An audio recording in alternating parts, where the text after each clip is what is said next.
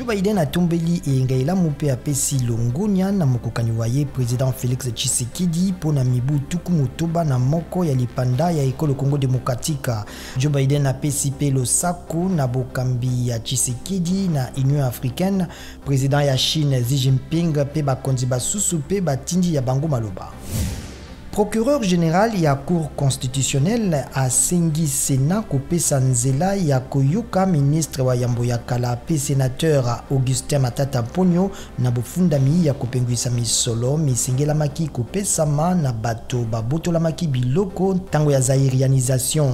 Matata Ponyo asengi na bureau ya Sénat kopesa ye poso moko Sénat eboyaki yambo kolongola bobatelami na ye.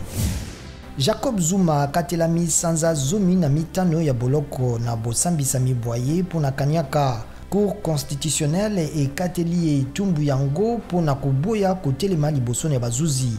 Bazuzi bapesi ye mikolo mitano ya komipesa ye moko na misala ya bosembo. Kelimibeko ya ituka ya Ituri Jean Bosco Asamba atikami sima na mikolo mibale ya bokangami na boloko ya Bunia na kufundama na kufinga mokonzi ya mboka. Asamba alobi atikami na mitindo ya président Tshisekedi.